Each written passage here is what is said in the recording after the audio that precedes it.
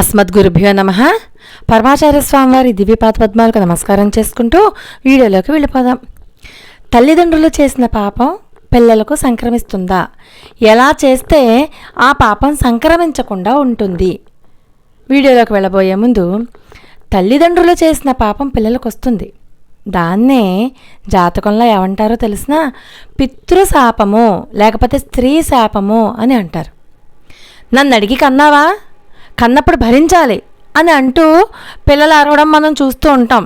ఎవరు కనమన్నారు నిన్ను, కండం మానేయాల్సింది అంటుంటారు కదా పిల్లలు.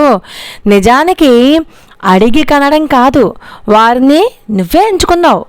జీవుట్ట తను చేసిన కర్మ వల్లనే రాబోయే జన్మలో తనకి తల్లిదండ్రులు ఎవరు ఉండాలి, ఎలాంటి కుటుంబం ఎవరు ఉండాలి, ఎలాంటి స్నేహితులు ఉండాలి, అలాంటివన్నీ కూడా జీవుడు ముందుగానే తను ఎంచుకుంటాట. అందుకని మనకి జన్మ రావడానికి కారణం మనమే. అది తెలియక నేను ఏ పాపం చేశానో, వీళ్ళ కడుపున పుట్టాను, ఏ పాపం చేశానో, ఈ కుటుంబంలో పడ్డాను అని అనుకుంటూ ఉంటాం కదా.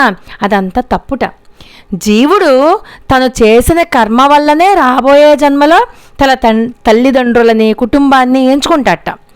ఆ కుటుంబంలో ఎవరైనా స్త్రీలకు కనుక అన్యాయం చేస్తే ఆ స్త్రీ శాపం తగులుతుందిట.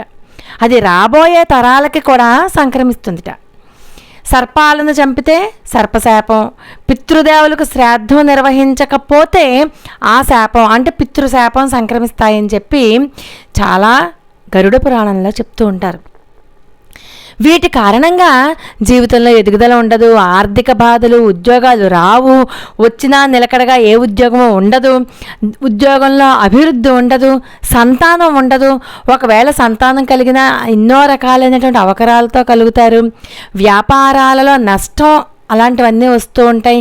ఇవన్నీ కూడా పూర్వీకులు చేసిన కారణంగా తరువాతి తరాన్ని అనుభవిస్తూ ఉంటాయి. ఆడ మగ అయినా సరే వయసులో దురలవాట్లకు బానిసైతే ఆ పాపం ఆ తర్వాతి తరం వారు వ్యాధుల రూపంలో అనుభవిస్తారట. అవిటివాడిగా పుట్టడం, పుట్టుకతోనే భయంకరమైన వ్యాధులు సోకడం, ఒకవేళ ఆరోగ్యంగా పుట్టారు అని అనుకున్న కాలక్రమేణా అవయవాలు పాడవడం, ఇలాంటివన్నీ జరుగుతూ ఉంటాయట. ఇలాంటి వాటినే మనం ఏమంటాం, పూర్వజన్మ పాపకర్మ అని అంటూ ఉంటాం. అందుకనే పుట్టినవారు కూడా ఎలాంటి వాళ్ళైనా సరే ఎటువంటి పాపమో చేయకూడదు అని పితృదేవత. ఇప్పుడు రాబోయేవి ఉంటాయి, మహాలయ పక్షాలు వస్తూ ఉంటాయి చూసారా.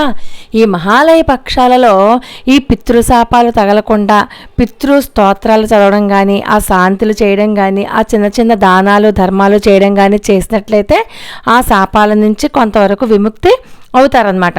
కాబట్టి జీవితంలో అభివృద్ధి కలుగుతుంది, మంచి సంతానం కలుగుతుంది. కాబట్టి ఎంతసేపు మనం ఏం చేయాలంటే పాపకర్మలు చేయకుండా ఉండాలి. పాపకర్మలు చేయకుండా పుణ్యం మాత్రమే చేస్తూ ఉండాలి అన్న జ్ఞానం మనం కలిగి ఉండాలన్నమాట. అందుచేత రేపు రాబోయే మహాలయ పక్షాల్లో ఏవి ఆచరించాలి, ఎలా ఆచరించాలి అవన్నీ కూడా మనం మరి ఒక వీడియోలో తెలుసుకుందాం. లోకా సమస్త సుఖనో భవంతు. మరి ఒక అద్భుతమైన వీడియోతో మళ్ళీ కలుసుకుందాం. అంతవరకు నమస్కారం.